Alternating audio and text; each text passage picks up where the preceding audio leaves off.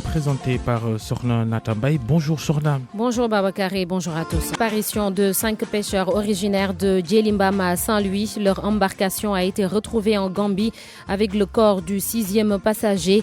Les pêcheurs sont partis de Ngaparou jeudi dernier. C'est parti pour 3 jours de grève dans le secteur de la pêche. L'Union des mareyeurs du Sénégal proteste contre la nouvelle taxe sur la charge à l'essieu. Plusieurs localités adhèrent au mouvement d'humeur. Tension à l'hôpital Heinrich Lubke de Diourbel. Les agents ont observé un arrêt de travail pour réclamer le paiement des primes de motivation. La direction a proposé un mode de paiement qui n'agrée pas le personnel. Le procès en appel de Barthélémy Diaz pour le meurtre de Ndiaga Diouf, l'audience a été renvoyée à plusieurs reprises.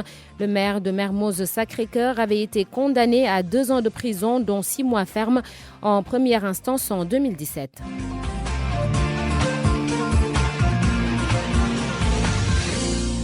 Djelimbama, Saint-Louis, la famille Diagne est sans nouvelles de ses 5 membres disparus en mer depuis jeudi dernier. 6 pêcheurs au total étaient à bord de la pirogue qui a été retrouvée en Gambie avec un corps.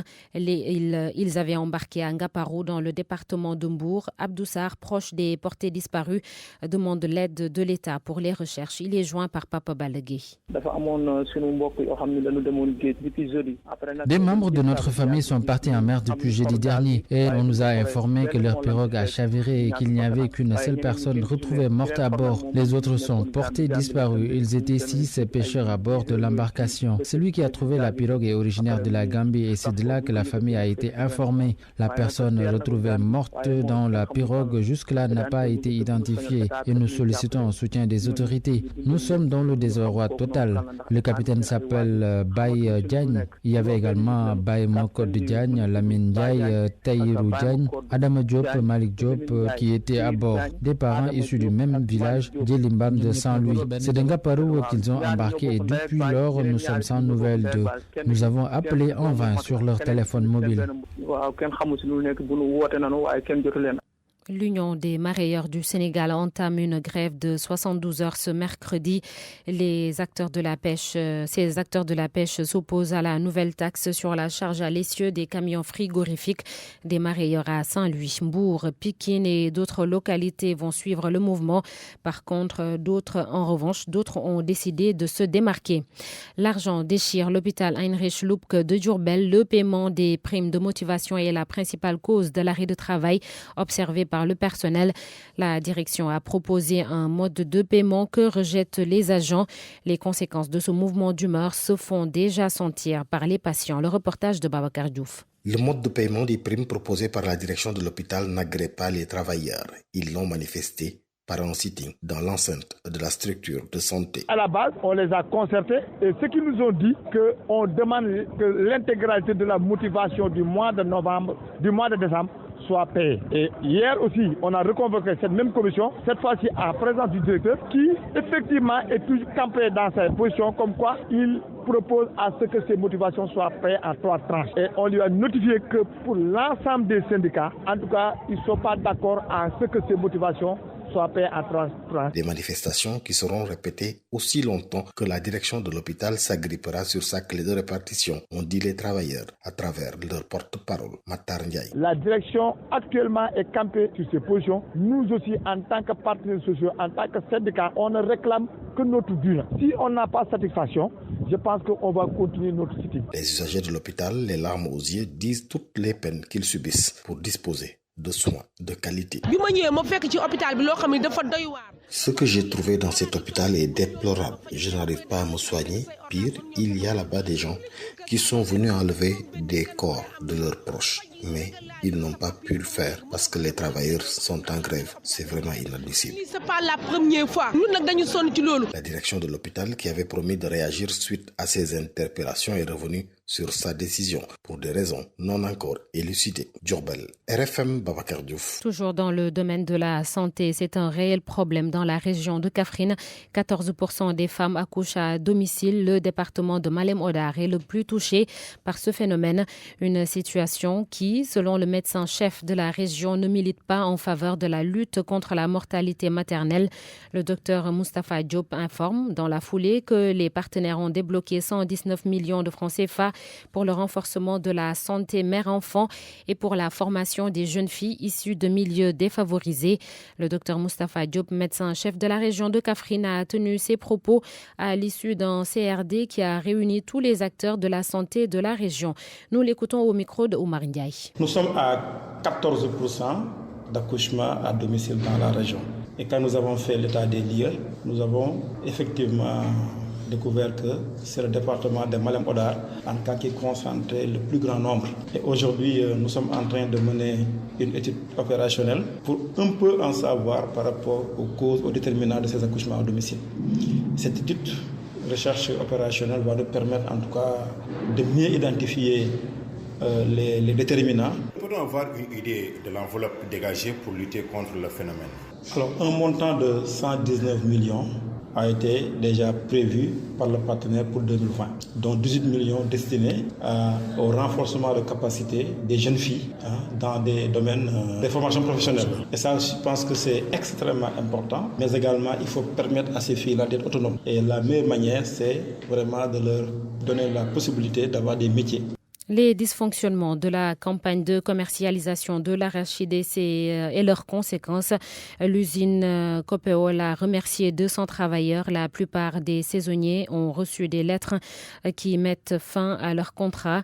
Ces licenciés ont tenu un rassemblement dans l'enceinte même de l'usine. Ibrahima Diamé. La compagnie pour l'exploitation des oléagineux au bord de la banqueroute à cause d'une campagne désastreuse a décidé tout bonnement de se débarrasser d'un important nombre de ses travailleurs. Les victimes de la rupture de contrat dans l'angoisse se sont rassemblées pour exprimer leur désarroi. Samba Wane, secrétaire général du syndicat des travailleurs. La direction a notifié l'ensemble des saisonniers un préavis de fin de contrat pour le 31 janvier 2020. Ce qui veut dire donc tous ces travailleurs vont traîner dans les rues parce qu'ils vont perdre leur emploi.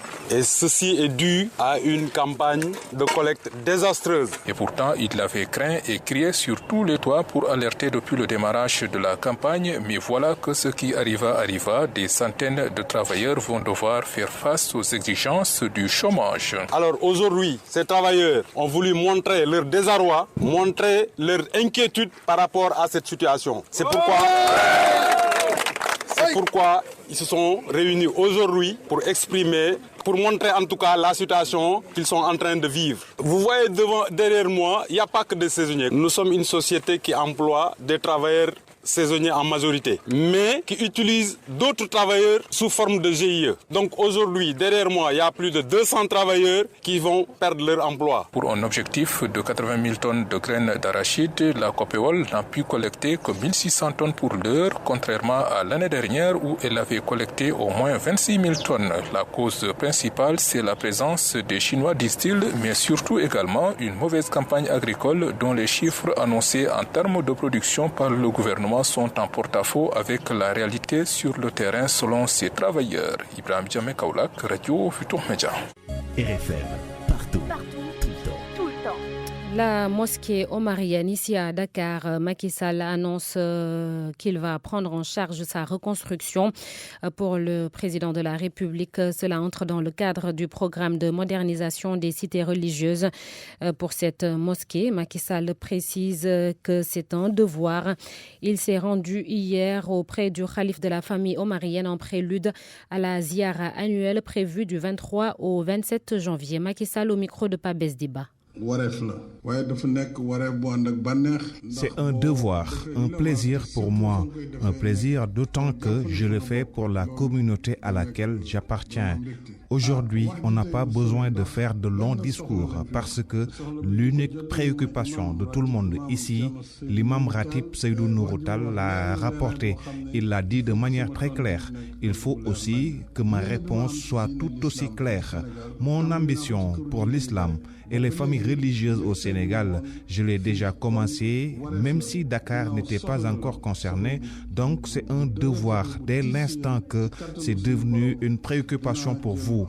Je prendrai en charge la reconstruction de la mosquée oumarienne sur la corniche à Dakar. On le fait pour l'islam et pour Cheikh Oumar Foutiyou Tall pour sa contribution pour le rayonnement de l'islam en Afrique.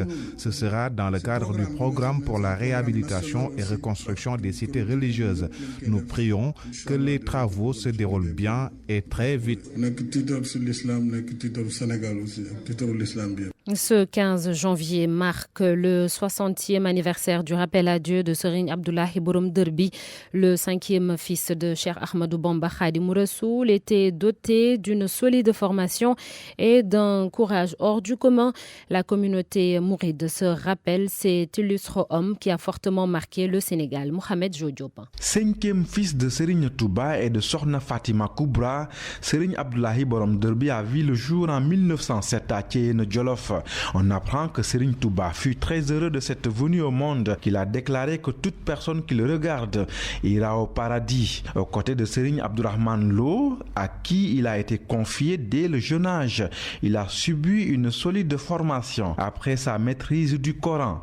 Plus tard, il a fourbi ses armes auprès de Serigne Mam Ibra Fati et de Cheikh Bousso Kani. Adulte, il a fondé plusieurs villages dont Darou Rahman, situé à 7 km de Touba, une zone de culture de contre-saison devenue aujourd'hui très célèbre. Serigne Abdoulaye Borom Derbi était un homme d'une intelligence parfaite et d'un courage inégalable. À l'occasion de l'anniversaire des 60 ans de sa disparition, toute la communauté mouride se rappelle le trésor de qualité qu'il fut.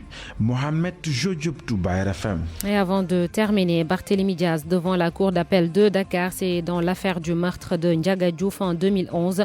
Ce procès a été renvoyé à plusieurs reprises. Le maire de Mermoz Sacré-Cœur a été condamné en première instance à 2 ans de prison, dont 6 mois fermes. C'était en 2017. Il est 7h12 et c'est la fin de ce journal, Babacar. Merci, Sokhna Natamaï. Voici les titres sport, cher Tidiane Diagne. Ce mercredi, nouvelle rencontre entre l'AS Monaco et le Paris Saint-Germain, match en retard de la 15e journée de la Ligue 1 française. Les deux équipes s'étaient croisées il y a quelques jours et s'étaient neutralisées 3 buts partout. Gagnol, c'est une commune dans la région de Saint-Louis. La commune a un nouveau stade, une infrastructure d'une valeur de plus de 850 millions, réalisée grâce à la coopération entre les dirigeants de Gagnol FC, club de national, et des investisseurs allemands. Babacar. Cher Tidiane Diagne, merci. Bonjour Baïsi Dimbaya. Bonjour Babacar. À tout à l'heure pour votre chronique du mercredi RFM Matin à 7h40. Notre invité, Déthié Diouf, le président du parti Visa.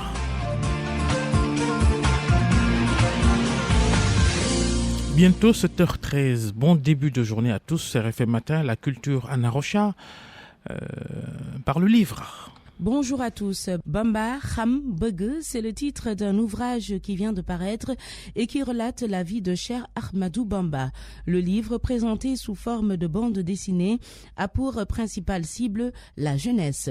La cérémonie de présentation du tome 2 s'est tenue à Massalikul Jinan. Le compte rendu de Mamoudou Oumarba. Le livre raconte l'histoire de Cheikh Ahmadou Bamba, une histoire que tous les jeunes devraient connaître, ainsi que celle des grandes figures de ce pays. C'est l'avis de son auteur, Cheikh Fatma Mbacké. Il faut que les Sénégalais, les petits Sénégalais, les jeunes Sénégalais connaissent leur patrimoine culturel et historique, les grandes figures qui ont marqué ce pays-là. Et Cheikh Ahmadou Bamba a une place exceptionnelle. Le livre est en bande dessinée, l'image joue un rôle important sur l'inconscient de l'enfant. Selon le professeur Samba Ndiaye, il estime que les thèmes abordés sont plus qu'importants. À travers ce récit, Mame Goor rappelle aux jeunes des choses. Par exemple, je peux vous dire qu'il leur donne une leçon sur télé, internet et autres qui perturbent les jeunes.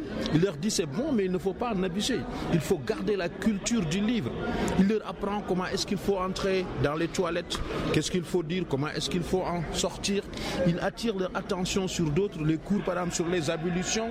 Il leur montre les vertus de Basmala, rappelant qu'il faut toujours commencer par Bismillah. La prochaine étape pour l'auteur, adapter son ouvrage sur le petit écran en dessin animé ou en film. À Kédougou, l'association Les Villages Enchantés mène une campagne pour la survie du chimpanzé en voie de disparition. Une campagne qui passe notamment par un film documentaire intitulé Le chimpanzé, tout simplement. On écoute le président de l'association, Jean-Pierre Camilleri.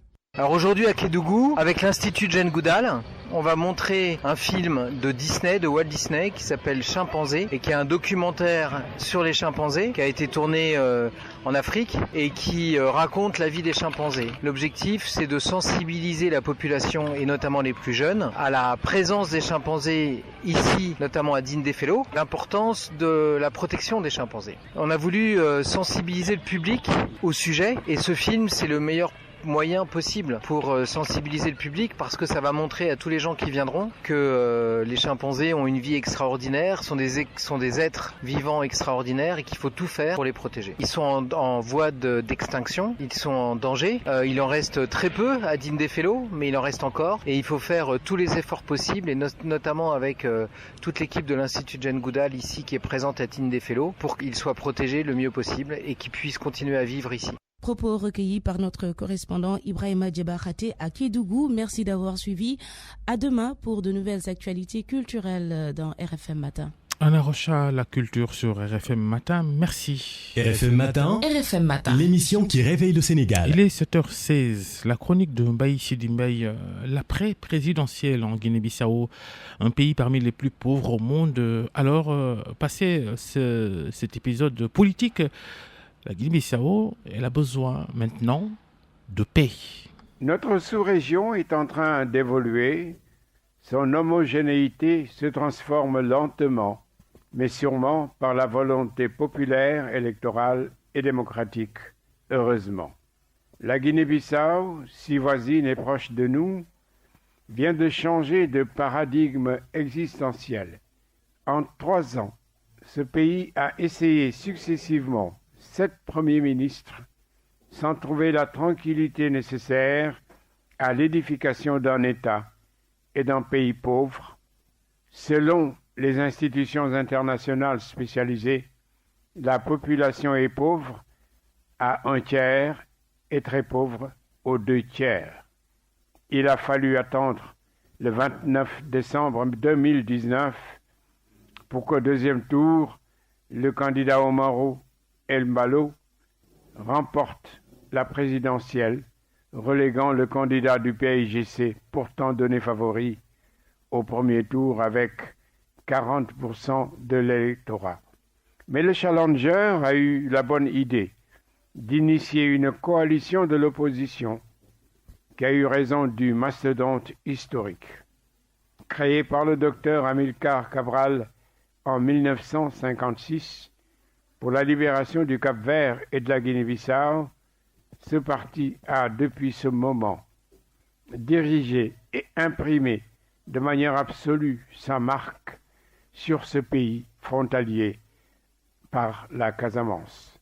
Ainsi, c'est véritablement un séisme politique et une révolution pourtant attendue.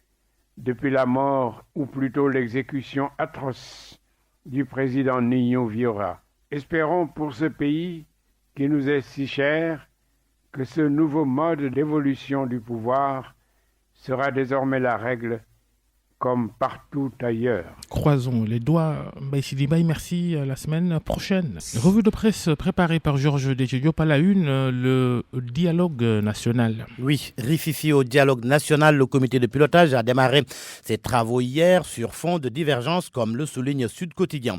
Les échos renchéris qu'invectives, chamailleries et divergences ont rythmé l'installation. La pomme de discorde, le quotidien indique que l'opposition a dénoncé l'intégration à son insu de 40 autres membres dans ce comité qui en comptait déjà 86, soit au total 126. Ainsi, source à titre, Famara et compagnie à la borne Fontaine. Les échos parlent de désaccords profonds et d'une confusion totale. Pour l'AS, Famara Ibrahima Sagna démarre mal son dialogue. Famara Ibrahima Sagna qui assume tout si l'on se fie au journal Le Quotidien.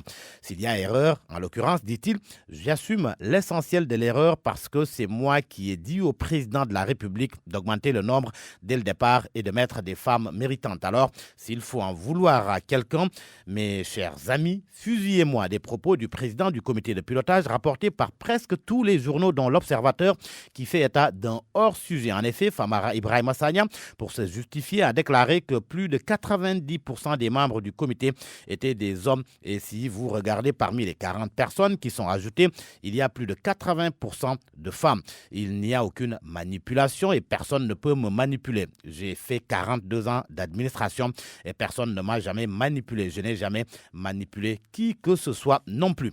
Réaction de Omar Sarr, leader de Sokali Sopi, à la première page de l'Observateur.